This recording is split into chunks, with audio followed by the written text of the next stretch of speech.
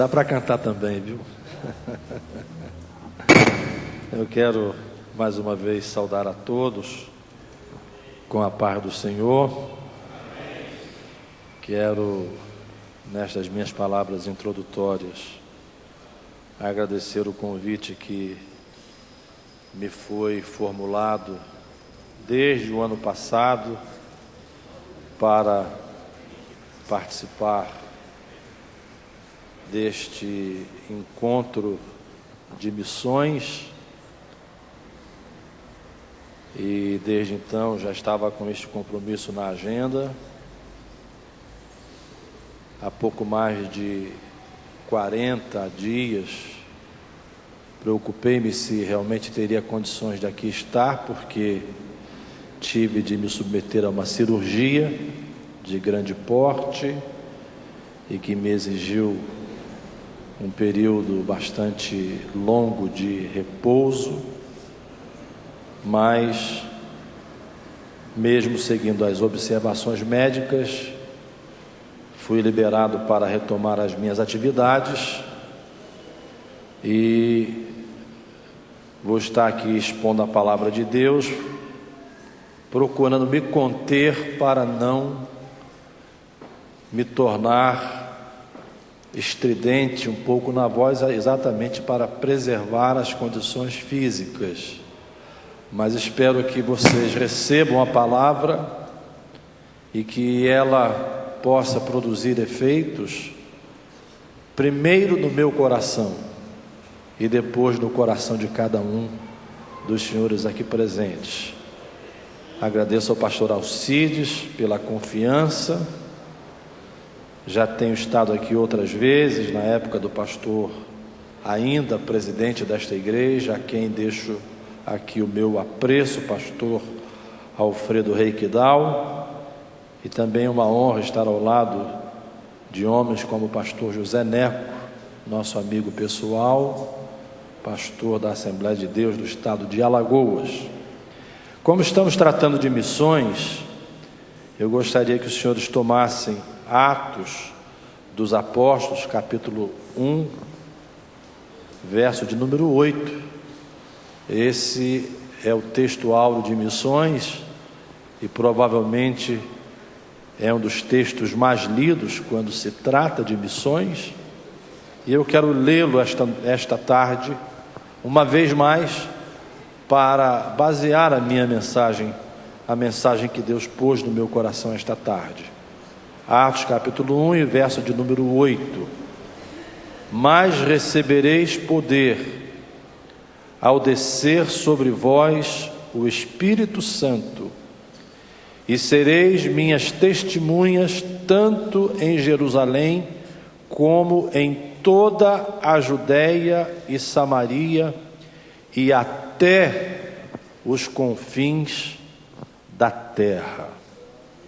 Graças a Deus por esta palavra. Temos aqui 3 pontos que se destacam e sobre os quais tentaremos falar nos próximos minutos. Primeiro, temos uma grande promessa. Em segundo lugar, temos o objetivo desta promessa. E em terceiro lugar, temos onde esta promessa poderá nos levar.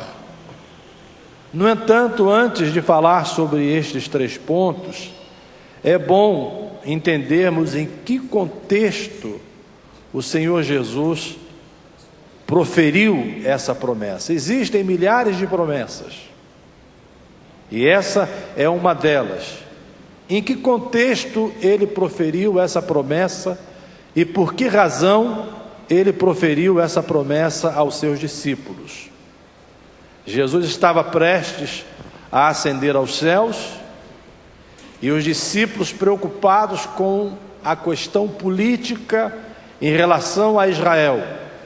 Israel sob o domínio do Império Romano, e os discípulos, tal qual os fariseus e todos os demais judeus, preocupados quanto a essa questão que lhes atingia de uma forma muito direta, porque implicava em pagar impostos a Roma, implicava uma submissão à autoridade romana e, sobretudo, implicava também numa promessa de Deus de que Israel seria cabeça e não cauda. E aí eles dizem para o Senhor: quando será restaurado o reino a Israel? E o Senhor lhes responde que quanto a isso não lhes competia saber, era uma questão da economia de Deus. Não era tarefa deles estarem preocupados com estas coisas, mas cabiam a eles receberem o poder do Espírito, serem testemunhas em toda a Judéia, Samaria, Jerusalém e até os confins da terra. Esse foi o contexto em que a promessa foi dada. E eu diria, amados, que o mesmo contexto se repete hoje. Não é errado você se preocupar com os problemas políticos, com as questões que nos afetam, porque todas as decisões políticas tomadas no Congresso Nacional, tomada na Assembleia Legislativa, tomada na Câmara dos Vereadores, são decisões que afetam a vida de cada um de nós. São decisões que às vezes mudam até mesmo o curso da nossa própria vida, e como cidadãos deste mundo, a preocupação com essas questões é natural. A preocupação com a violência que nos atinge é natural. A preocupação com os problemas geopolíticos que hoje dominam o mundo é natural, porque vivemos no mundo. Mas eu gostaria de, nesta tarde, trazer à tona, trazer à superfície uma outra verdade, ainda que essas questões nos afetem, ainda que nas condições que tenhamos de agir para que essas questões não sejam tomadas da maneira como são tomadas, ainda que possamos ter vereadores, deputados, senadores e até presidente da República cristãos, pessoas que possam agir em nome de Deus e sendo instrumentos de Deus nesses ambientes. Escutem-me, por favor. Não serão essas coisas que vão mudar o mundo. Isso pode minorar uma situação aqui, outra acolá, mas não serão essas coisas que vão mudar a face do mundo. Ainda hoje, cientistas, ateus e tantos outros homens que não creem na fé que nós cremos, já admitem que a única coisa que pode diminuir, minorar, deter os problemas do mundo, você pode pesquisar isso à vontade e você vai encontrar o que eu estou dizendo, sem que eu precise mencionar nomes esta tarde, até inclusive pela razão do tempo. Mas o que eles dizem, que o único que pode deter a ação, a violência, esse grau de anarquia que atinge o mundo hoje, não são apenas decisões políticas, mas é sobretudo a presença do poder do Evangelho. E é essa chamada que Deus pôs na mão da igreja, na mão dos seus discípulos, na mão dos seus líderes, a chamada para a proclamação das boas novas do Evangelho. Por isso aqui está o texto, uma grande promessa, o objetivo desta promessa e onde essa promessa pode nos levar. E eu quero que você entenda algumas coisas. Primeiro, missões não é um programa da igreja. Missões não é um projeto da igreja. Missões não é alguma coisa esquematizada para ocupar o tempo da igreja e dar a ela o que fazer, como se faz quando uma criança que está fazendo arte e você procura alguma coisa para que ela se ocupe e deixe de fazer arte. Missões não é programa, missões não é projeto, missões é um valor do reino de Deus. Aleluia. Faz parte, é algo intrínseco da necessidade da presença do reino de Deus neste mundo. A igreja existe por causa da obra missionária. Outra coisa que eu gostaria de compartilhar é que missões não é algo dicotômico, ou seja, que se divide em duas partes. Temos a evangelização, que é local, e temos então a obra missionária, que é além-mar. Essa visão dicotômica é uma visão errada, porque por causa dela, por muito tempo se deixou de se pensar em missões além-mar. Se dizia, não, primeiro temos de cuidar da obra evangelística local. Primeiro temos de ganhar a nossa vizinhança.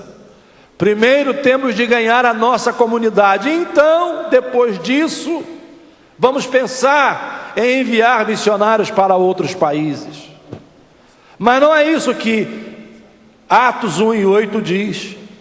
Vamos repetir o texto. Mas recebereis poder ao descer sobre vós o Espírito Santo, e sereis minhas testemunhas. Aonde? Primeiro em Jerusalém, depois em toda a Judéia, depois em Samaria e finalmente até os confins da terra. Amém?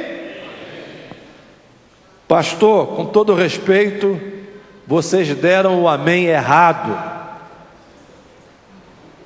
porque não é assim que está escrito. Está escrito, ser-me-eis testemunhas tanto em Jerusalém, como na Judéia, Samaria e até os confins da terra. Quando você junta essas duas expressões, tanto em como, essas duas expressões denotam simultaneidade. Enquanto evangelizamos aqui, temos de olhar os nossos olhos mais além e fazer a obra de Deus aqui e aonde o Senhor Jesus nos mandar. Esta é a visão de Atos capítulo 1:8. Tanto em como, ao mesmo tempo, simultaneamente.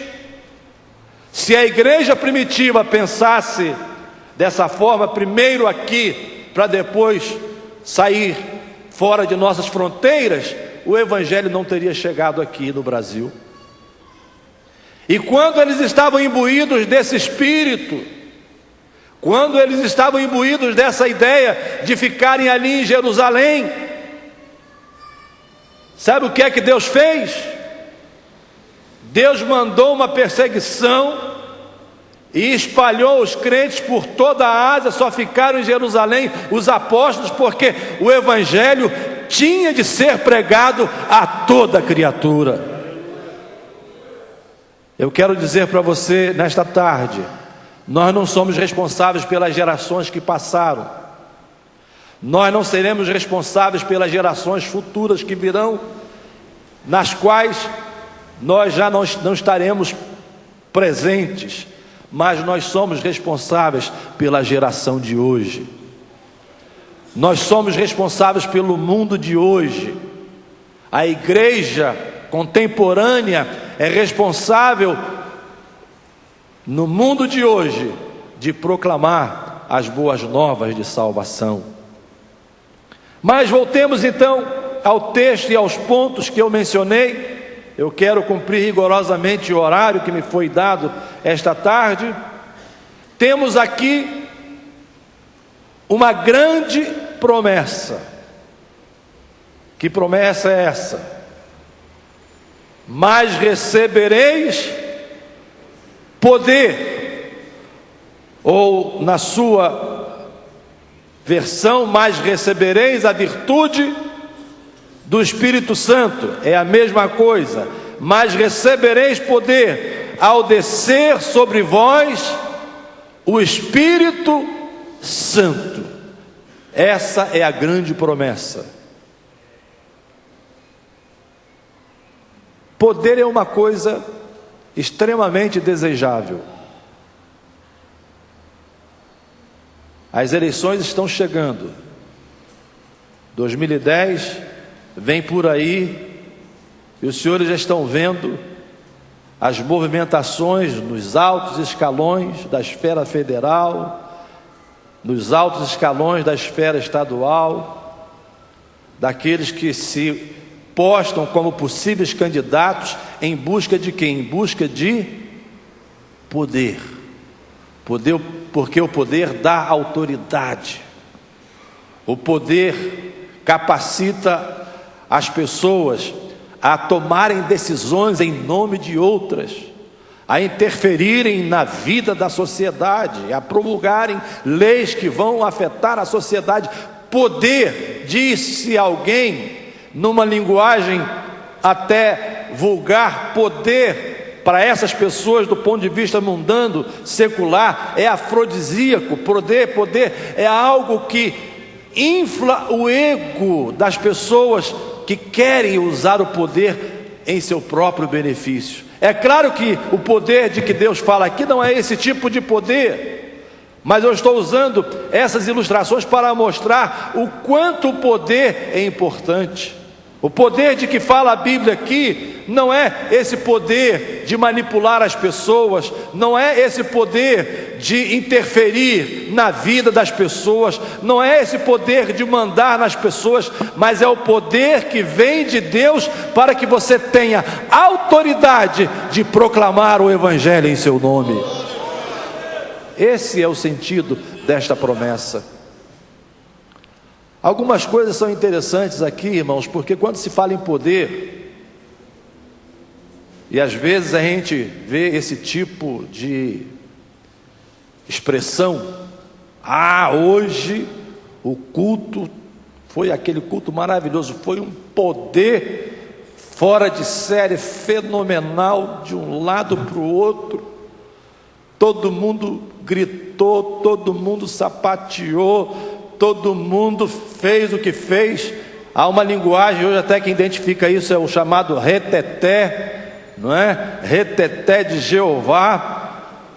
Foi um poder poderoso para ser pleonástico. E no dia seguinte continua tudo como dantes no quartel de Abrantes. Não muda nada. As coisas continuam do mesmo jeito, praticando-se os mesmos pecados, praticando-se as mesmas falhas, incorrendo-se nos mesmos erros. É o tal do avivamento.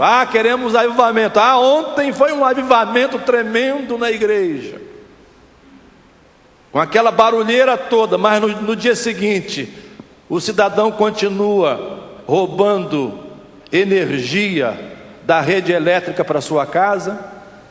Isso não acontece em São Paulo, acontece no Rio de Janeiro. No dia seguinte, continua roubando a imagem da TV a cabo, da rede que passa lá na rua ou do vizinho. Na hora de receber o troco do supermercado, se o troco veio a mais, você não devolve e ainda diz que é bênção de Deus? Verdade? Recebe um cargo de confiança do político e só vai lá uma vez por mês assinar o ponto. e ganha de graça sem fazer nada. É fácil falar dos grandes problemas que afetam aí os governos, dos corruptos que lá estão, mas lembrem-se que a corrupção começa na porta da nossa casa.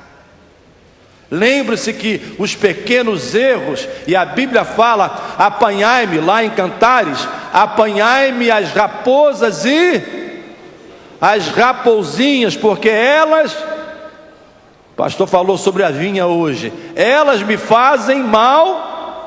A vinha não são só as raposas, são as raposinhas também, porque as raposinhas crescem e ficam raposonas.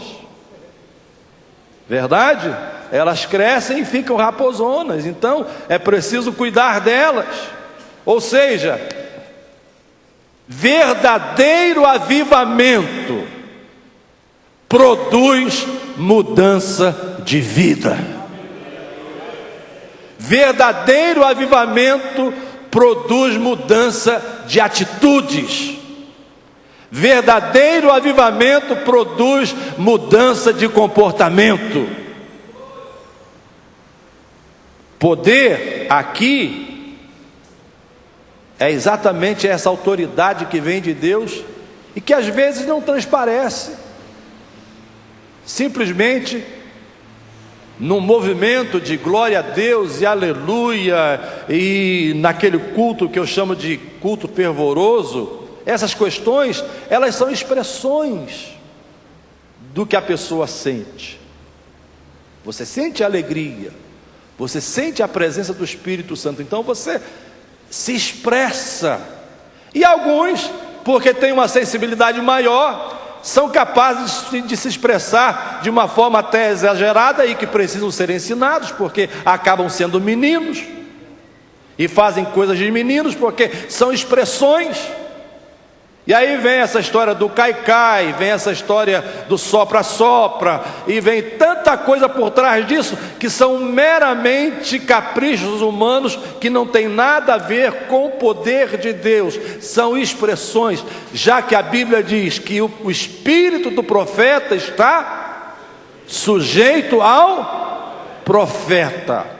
Eu admito que quando você é batizado no Espírito Santo, quando você está ali no início e recebe uma carga de poder muito grande, você até não consiga administrar isso. Eu me lembro de um irmão que ele dizia o seguinte: quando eu for batizado no Espírito Santo, eu não vou fazer essa laúza toda que essas pessoas fazem. E no dia que ele foi batizado no Espírito Santo, ele estava com um terno de linho branco, daqueles bem branquinhos, lavado na lavanderia, e ele pulou tanto de alegria que saiu da igreja com o terno todo sujo. Mas isso é algo que se manifesta no momento em que a pessoa está tomada de tal maneira desta emoção, que ela não tem o poder de controlar. No entanto, à medida em que ela cresce, em que ela se torna madura, ela é capaz de controlar as emoções para ouvir e entender e compreender, e aí sim dar glória a Deus por aquilo que você ouviu, entendeu e compreendeu. Porque tem gente dando glória a Deus por aí e não sabe nem o que ouviu, e nem entendeu o que ouviu. Como se diz lá no Rio de Janeiro: ouviu o galo cantar, mas não sabe aonde o galo cantou. Dê glória a Deus, mas por aquilo que você ouviu e entendeu. Manifeste a sua expressão de alegria, de sentimento, de satisfação, mas por aquilo que falou ao seu coração, e que vai mudar o seu comportamento, vai mudar, vai alterar a sua forma de ação no mundo. Então, temos esta grande promessa: poder, que significa estar investido de autoridade. Autoridade para quê? Simplesmente para esses grandes movimentos? Simplesmente para essas grandes concentrações avivalísticas e de shows que hoje tanto empanam o brilho da igreja? A coisa mais difícil que existe hoje, isso mesmo, querida criança, aleluia, você fez muito bem. A coisa mais difícil que existe hoje, por exemplo, é convidar pregador. O pastor José Neco sabe disso. Eu recebo lá quase todos os dias telefonemas, pastor Alcides. E a primeira pergunta, vou dizer para os senhores, a primeira pergunta que me fazem, sabe qual é? Alguém pode me responder? Quanto o senhor cobra para vir pregar na minha igreja?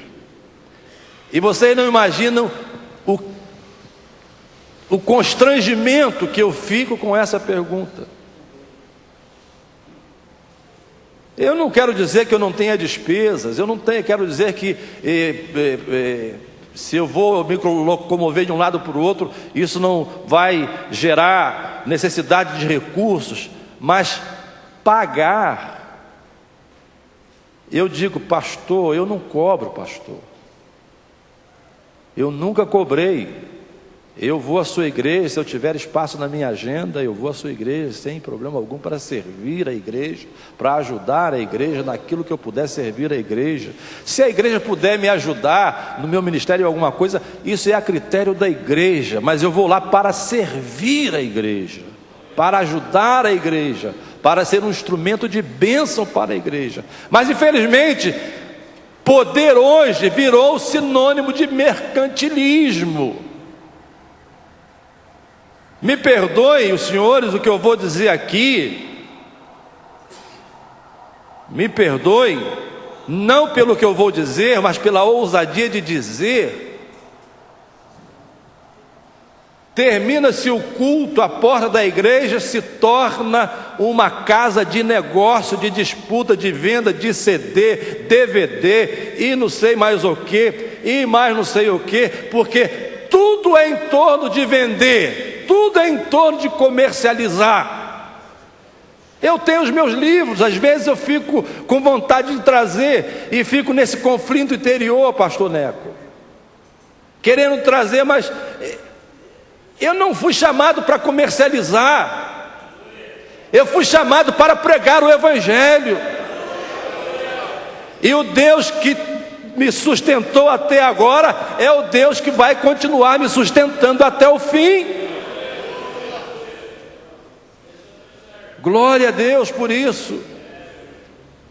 Isso não é poder. Poder é autoridade para pregar o Evangelho. Você abre as epístolas e você encontra Paulo falando lá muitas vezes. Ele se dirige aos coríntios e diz: olha, eu não fui pesado a vocês. Eu até podia exigir de vocês, eu até podia cobrar de vocês, eu até podia impor a vocês, mas eu não fui pesado. Eu trabalhei, e teve outras igrejas que supriram as minhas necessidades. Porque isso não vem na frente, isso é secundário, irmãos. Quando você é chamado, escute isso. Vai faltar feijão? Algum dia vai. Vai faltar arroz? Vai.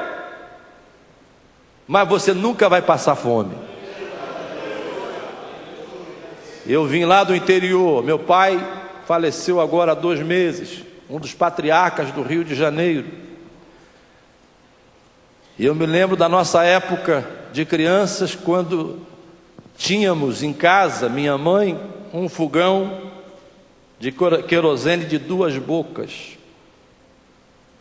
E meu pai comprava o feijão lá na Coap, não sei se alguém se lembra da Coap, isso é coisa de criança, bem criança. Coap, que era um armazém estatal do governo, comprava o feijão vinha bichado, minha mãe tinha que pôr lá no sol, dentro da peneira, para os bichos saírem do feijão. E depois ia cozinhar lá no fogão de querosene 3, 4 horas. E quando o feijão vinha para o prato, estava duro ainda. E a gente comia. Teve um dia que não tinha carne. Foi lá, meu pai pegou o mamão verde do pé de mamão e preparou o guisado. Esse dia foi o que comemos. Outro dia minha mãe disse para o meu filho, meu irmão mais velho, vá no mercado comprar tocinho. E meu irmão pensou que se comprava tocinho para fazer torresmo e comer torresmo, porque nós comíamos torresmo todo dia. E ele estava cansado de comer torresmo.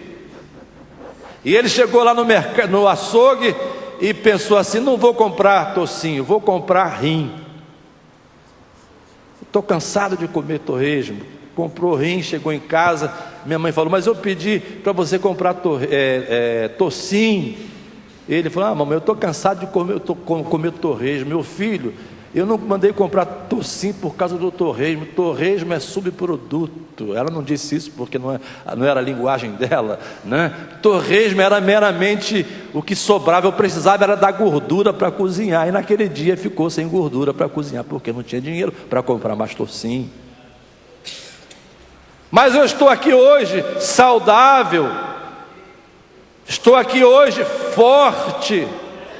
Com esta cirurgia, eu estava com 103 quilos, perdi 5 quilos, fui para 98, e semana passada me pesei, já fui para 99, estou preocupado, tenho que diminuir mais. Estou aqui forte, saudável, porque Deus não deixa o justo, nem a sua descendência mendigar o pão. Deus é o Deus que supre em todas as circunstâncias. Eu venho dessa escola. Essa é a minha escola. Foi nessa escola que eu aprendi. E é por causa dela que eu estou aqui nesta tarde. Poder para pregar. Poder que nos dá autoridade. E isso é que é prioridade. Não comercializar. Você tem o seu produto. Você tem aquilo que você faz para abençoar as pessoas. Amém? Que bonito fez o pastor Neco, distribuiu para todo mundo aí o livro, né? Não disse que era 10, nem 15, nem 20, nem 30. E não estou dizendo que você não possa ter isso disponibilizado para atender o povo. O que eu estou querendo dizer é que hoje, no nosso meio evangélico, de modo geral, nós estamos vivendo um momento de ruína.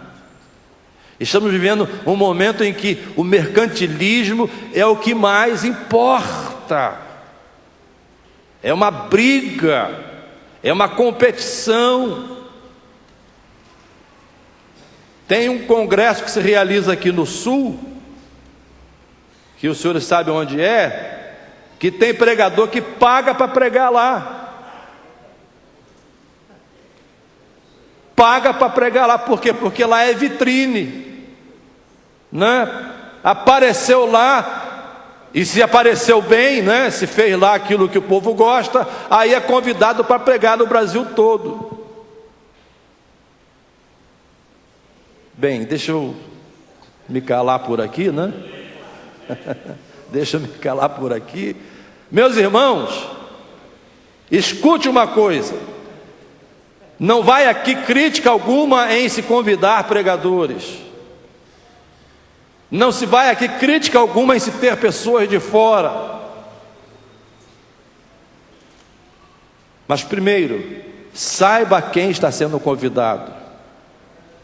Saiba quem está subindo no seu púlpito.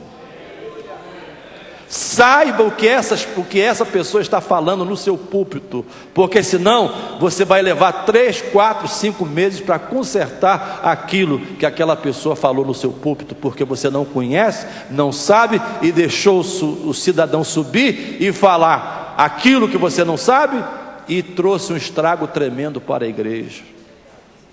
Outra coisa, para Jesus batizar no Espírito Santo, para Jesus curar, para Jesus fazer obra tremenda no meio da igreja, Deus não depende de trazer pregador de fora. Amém? Que venha, mas Deus não depende disso. Os pregadores estão aqui, os homens de Deus estão aqui, e ainda hoje aqui Jesus Cristo salva, cura e batiza no Espírito Santo. Glória a Deus, porque Ele deu poder, não foi a B ou a C, Ele deu poder à sua igreja, e nós somos a igreja do Deus vivo. Glória a Deus. Eu não estou dizendo que não se possa convidar, eu quero que vocês entendam o que eu estou dizendo. Mas hoje nós passamos a viver em certos lugares numa dependência disso. Você sabe que certas coisas que vão sendo praticadas de maneira rotineira, elas criam o quê? Dependência, né?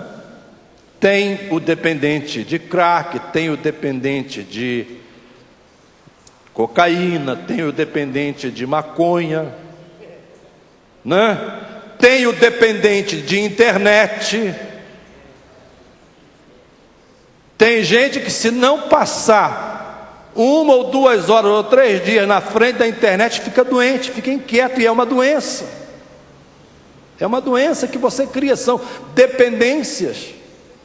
Quando eu era criança, eu era dependente de Coca-Cola. Eu não passava um dia sem beber pelo menos uma garrafa de Coca, se eu não bebesse, eu me sentia agitado pela falta da bebida, dependente. E tem igrejas que se entraram numa rotina tal que passaram a ser dependentes disso. Irmãos, não dependam de lá, dependam do Espírito. Igreja, dependa do poder do Espírito. É uma promessa, é uma grande promessa. Essa promessa está aí. E ainda hoje aqui, eu me lembro quando eu completei 50 anos de idade, lá em Teresópolis. Resolveram fazer uma festa,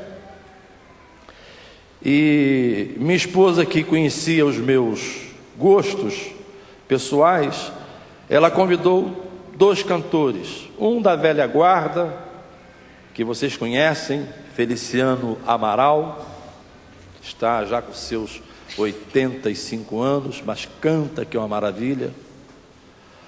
Outro da nova geração, mais de um comportamento exemplar, Marcos Góes, é tanto que não está na mídia, mas é um cantor exemplar.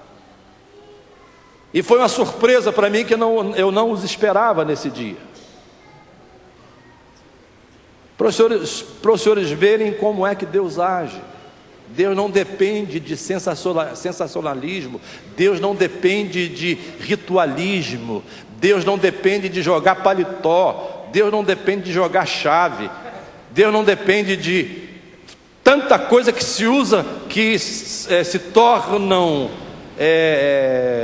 tem uma palavra que me foge agora à memória, né? Se tornam coisas místicas, ícones, que se você não usar, parece que aquilo, se não tiver aquilo, não vai funcionar. Estávamos no culto, Marcos Góes foi cantar, e antes de cantar ele quis fazer uma oração e pediu: meus irmãos, levantem a sua mão direita para o céu assim comigo. E lá no meio do povo tinha uma irmã, a irmã Terezinha, e do lado dela tinha uma outra irmã, e ela tinha o braço direito atrofiado, e a irmã disse para ela assim: levanta esse braço, irmã Terezinha. E quando ela disse isso, no mesmo instante ela levantou o braço. 1, 2, 3, 4 vezes começou a glorificar a Deus e a adorar a Deus. E essa semana eu fui à igreja e pude abraçá-la, e ela falou: aqui meu braço, pastor, continuo levantando até hoje. Não depende de ritualismo, não depende de fazer qualquer coisa no sentido de se criar um ponto de contato que não seja bíblico, não. Depende, isso sim, de a igreja estar vivendo no poder do Espírito Santo de Deus. É uma grande promessa. Agora, qual é a finalidade desta promessa? É o ponto seguinte: mas recebereis poder ao descer sobre vós o Espírito Santo. Para quê? O que está dizendo aí? Para sapatear? Sapatinho de fogo? Tem sapatinho de fogo aqui? Tem? Canela de fogo? Para quê? Lê o texto, por favor. A gente tem que ler o que o texto está dizendo. Mas recebereis poder ao descer sobre vós o Espírito Santo, e sapateareis, e dançareis, e vão gritar de um lado para o outro. O que é que diz o texto? Eu não estou ouvindo bem. Ser-me-eis testemunhas. Poder, e aqui está então o segundo ponto, o objetivo da promessa: poder para ser testemunha de quem? Testemunha do Senhor Jesus Cristo. A palavra testemunha significa, no original, mártir, e quer dizer que, se preciso, dar a própria vida em testemunho da outra pessoa. Esse é o sentido de ser testemunha. É mais do que falar, é mais do que proclamar, é mais do que anunciar o Evangelho. E sereis minhas testemunhas. Outra crise que estamos vivendo hoje, pastor Alcides, nas nossas igrejas, pastor José Neco, exatamente por causa dessas injunções que eu mencionei, o que mais nós temos em nossas igrejas são pregadores motivacionais, pregadores de autoajuda. Como alcançar o carro novo em 10 dias? Esses dias aí na TV, houve uma promessa de unção financeira para este ano de 2009, já que estamos no ano de 2009, desde que você mandasse uma oferta de R$900, você ganharia uma Bíblia de batalha espiritual e não sei o que mais, e uma unção de finanças na sua vida, por causa até cabala, irmãos, no meio evangélico, por causa da junção dos números, não é? Um ano de 2009, e aí eu pergunto, e quem não pode dar R$900? Vai ficar fora da bênção? Vai morrer pobre? Ou vai pedir emprestado ao vizinho, não vai pagar depois porque não vai receber a bênção? Mensagens motivacionais, eu não estou dizendo que nós não devemos motivar as pessoas à vitória, não devemos motivar as pessoas a crescerem na fé, não devemos motivá-las, mas o centro da mensagem é motivar no sentido de ter o carro novo, no sentido de ter a casa nova, no sentido de ter o dinheiro novo, no sentido de ter e ter e ter e ter e ter. Tudo isso é bom, desde que isso venha como bênção de Deus e seja para a glória de Deus, e não fruto desse desejo pessoal egoísta de se viver nababescamente enquanto outros estão morrendo na miséria. A Bíblia não insta você a buscar riquezas, ao contrário. Não ajunteis tesouro na terra. Que mais? Onde a traça e a ferrugem corroem, mas ajunteis tesouros no céu. O apóstolo Paulo diz que os ricos, por quererem ser ricos, caem na condenação do diabo. Jesus disse: quão dificilmente entrarão no reino dos céus os que têm riquezas. E Paulo ainda disse aos ricos, porque não é pecado ser rico, irmãos. Não é pecado, você trabalhou honestamente, trabalhou decentemente, você trabalhou suando a camisa, você ser rico, não é pecado. Agora, lembre-se de uma coisa, que a riqueza pode ser uma cilada para a sua vida, como qualquer outra coisa, e Paulo fala sobre isso. Então, o que eu condeno é esse tipo de mensagem. Agora, a mensagem cristocêntrica, de salvação em que Cristo é o centro, essa mensagem hoje é esquecida. Se você for pregar uma mensagem que você fala de Jesus crucificado, Jesus ressurreto e não sei mais o que, alguém lá fora vai dizer: esse pregador pregou muito mal hoje. É uma mensagem muito simples que ele pregou. Meus irmãos, ser-me-eis testemunhas de quê? Recebereis poder e sereis minhas testemunhas. Jesus precisa continuar no centro da nossa mensagem. Jesus precisa continuar no centro da mensagem missionária. Quando eu fui ter convosco, disse Paulo, eu não fui ter convosco com palavras de sabedoria humana, persuasivas, manipulativas, mas eu fui ter convosco com palavras provindas de Deus, com palavras do reino de Deus, com o poder do Espírito Santo. Foi dessa maneira que eu fui ter convosco, e é dessa maneira que se espera dos missionários, aonde quer que eles cheguem anunciando o Cristo crucificado, mas ressurreto, vivo, à destra de Deus, que morreu em nosso lugar, para que os nossos pecados fossem perdoados, e pelo arrependimento nós chegássemos outra vez à presença do Deus vivo. Glória a Deus. Recebereis poder, com que objetivo? Para serem minhas testemunhas. E eu vou terminar, pastor. O último ponto: aonde essa promessa nos pode levar? Não tem limites.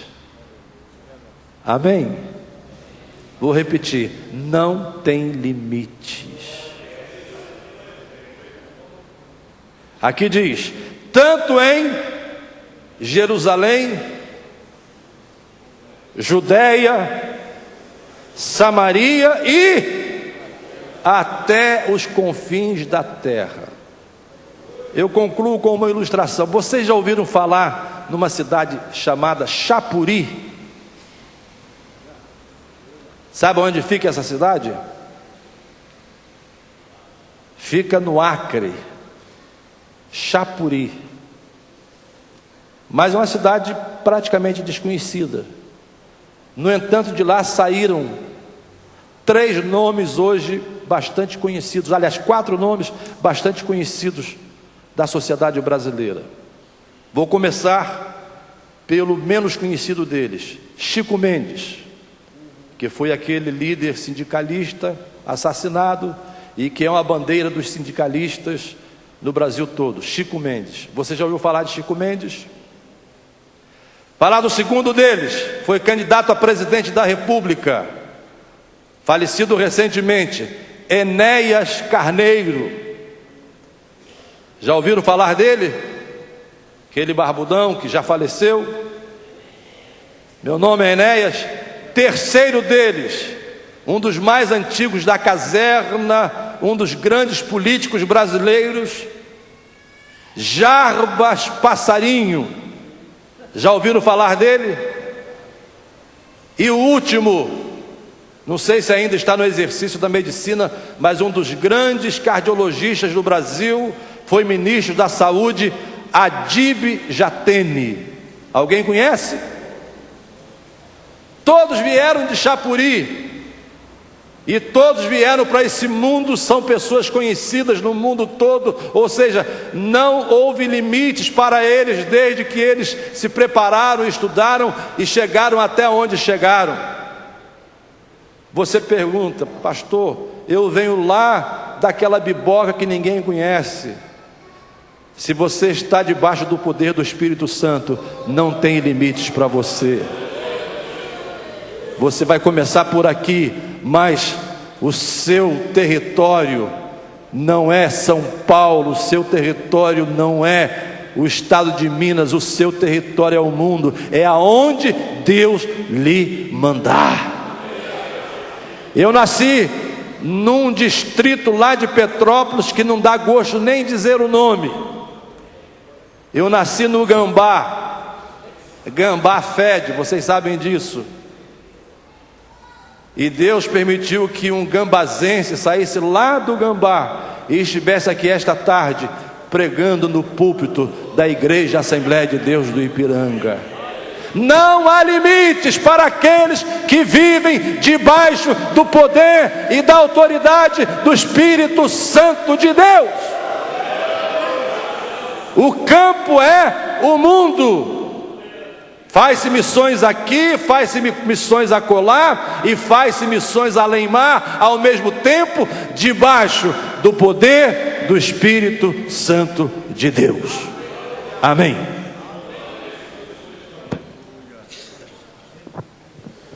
Glória a Deus.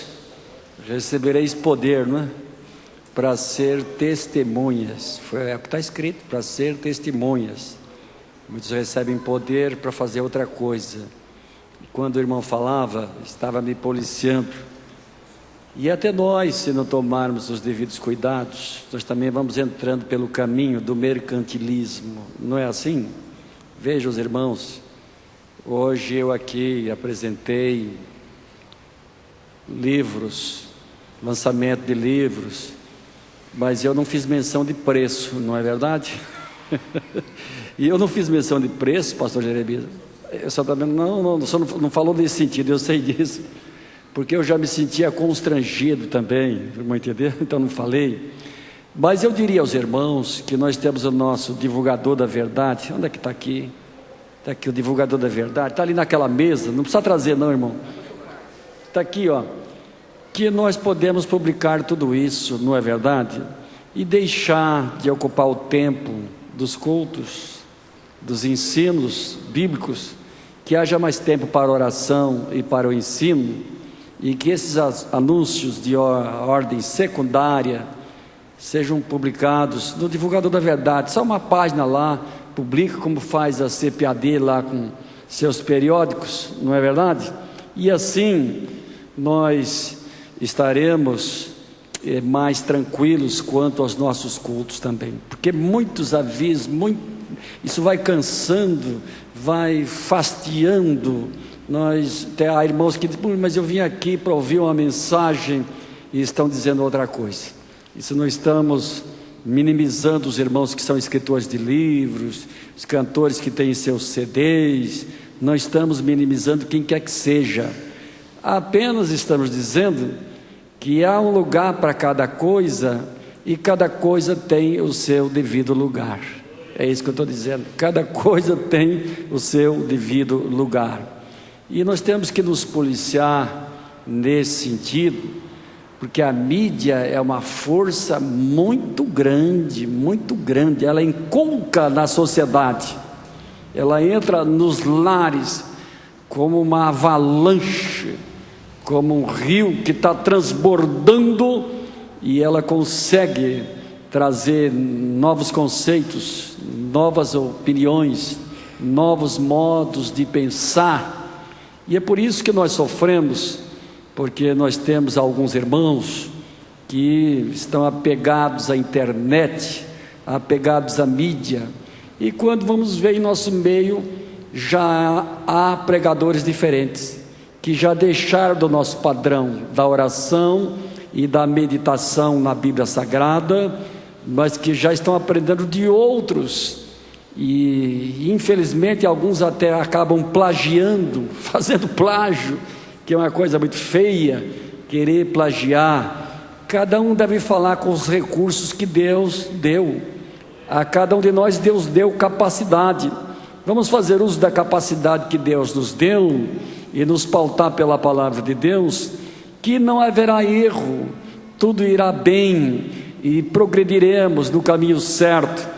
E o nosso progresso deve ser em função da nossa obediência à palavra de Deus.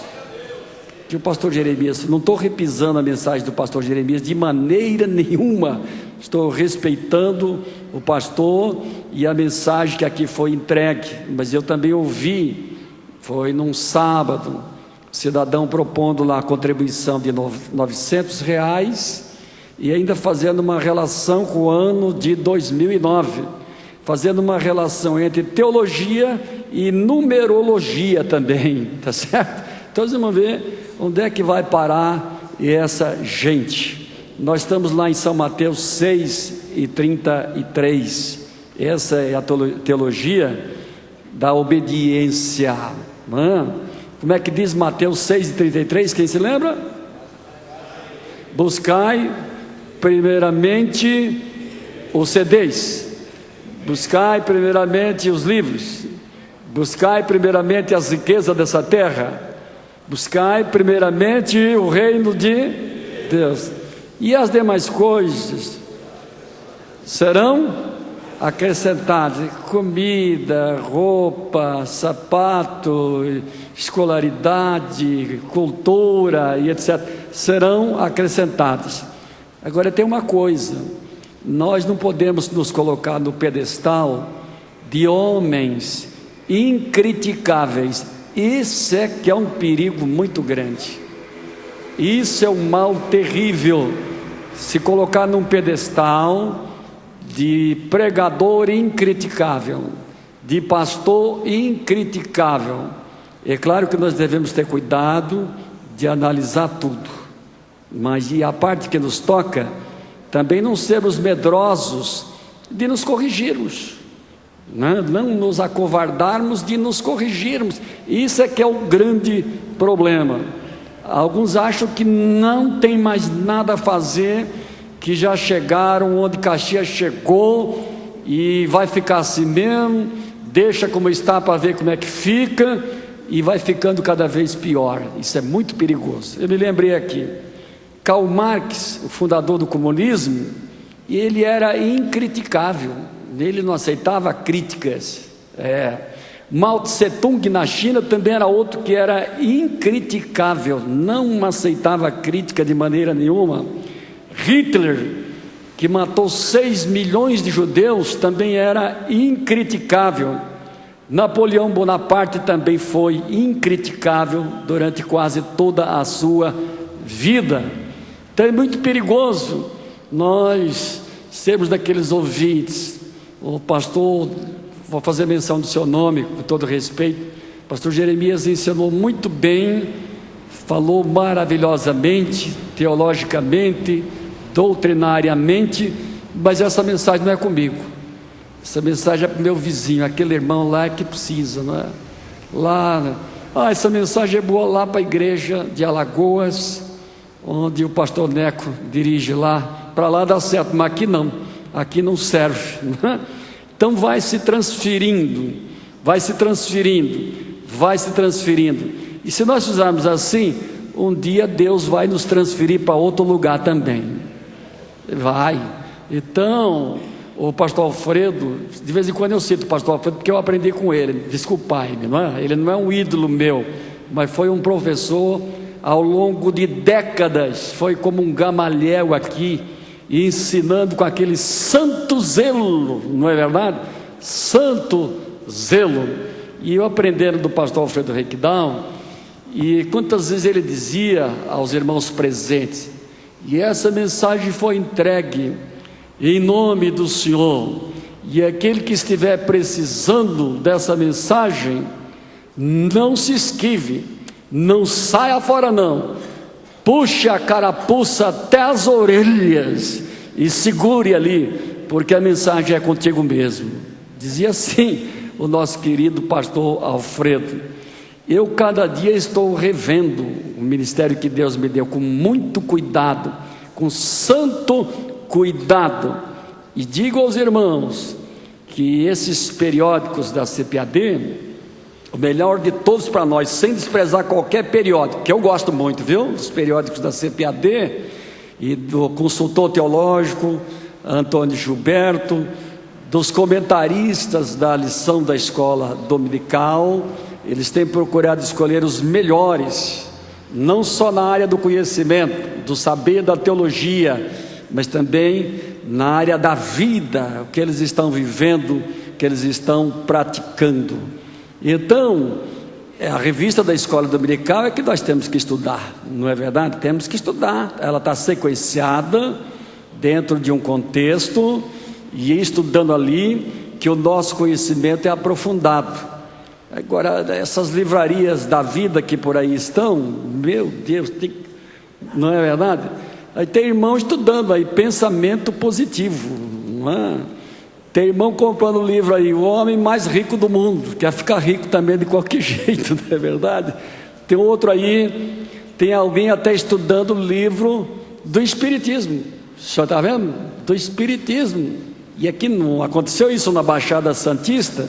Aconteceu? O cidadão que era pastor, finalmente ficou semi-espírita. Faleceu o irmão que dirigia o coral, foi dado posse em outro irmão para dirigir o coral, e um belo dia, disse ele que aquele irmão falecido, que dirigia o coral, precisavam os irmãos pedir, como que uma licença, como que um aval, para poder substituí-lo, e lá foram eles, foram eles orar, entre aspas, não é? Para consultar a alma do falecido, se aquele irmão que estava dirigindo podia ficar em seu lugar. Você vê que barbaridade. Então, meus amados irmãos, a coisa é feia. Nós estamos vivendo heresias, modismos. Nós não, dentro do arraial evangélico, há modismos, há heresias, há apostasias, e há tanta bandalheira, eu diria assim. Ainda que eu concordo com o pastor Neco, que no meio da Assembleia de Deus tem coisa boa, eu concordo que a maioria ainda está preservando. Também não sou pessimista assim. Eu acredito que aqueles que têm fé e amam a Cristo estão em obediência, e os desobedientes estão debandando, tomando caminho errado, e se eles não se arrependerem, certamente eles irão parar no inferno, porque tem que parar em algum lugar, vai chegar em algum lugar algum dia. Então, essa mensagem foi muito oportuna a todos nós obreiros que precisávamos de ouvir uma palavra corretiva, sim, corretiva mesmo, exortativa, sim, exortativa mesmo, porque há obreiros, pastor, que só aprenderam a receber confete, sabe o que é, né? Não vou confetar aqui o pastor Jeremias, o senhor é o maior ensinador do Brasil, o senhor é o maior escritor de livros, o senhor é o maior sábio, o senhor tem uma coleção de diplomas universitários, o senhor fez pós-doutoramento, o senhor é PhD, né? E o que acontece? Quando vem todo esse tipo de bajulação, eu respeito os irmãos que estudaram, como não, eu também estudei, tenho respeito por aqueles que estudaram e que pagaram o preço do estudo, mas que têm responsabilidade e que têm obediência, mas que fazem desse conteúdo um motivo de bajulação, um motivo de vanglória e até um motivo de soberba, desprezando as coisas pequenas. Isso é muito horrível, é muito terrível. Pastor Iesto, o senhor quer anunciar hoje à noite a programação? Não, hoje não. Hoje não. Bom, o senhor que sabe. Hoje não pode falar, quem vai virar mais isso? Amém. Meus irmãos, hoje à noite nós vamos dar início ao culto às 19h30. Nós estaremos recebendo vários setores aqui. Vai ser a abertura propriamente dita do congresso, onde terá aqui a nossa mocidade estará participando também, um grupo de gestos muito grande estará fazendo. Nós teremos a entrada das bandeiras, a execução do hino nacional. Então às 19h30 nós teremos essa abertura propriamente dita do 2º Congresso de Missões, não é? Estará ministrando o pastor Gilvan Rodrigues, como os irmãos já sabem, e todos estão convidados.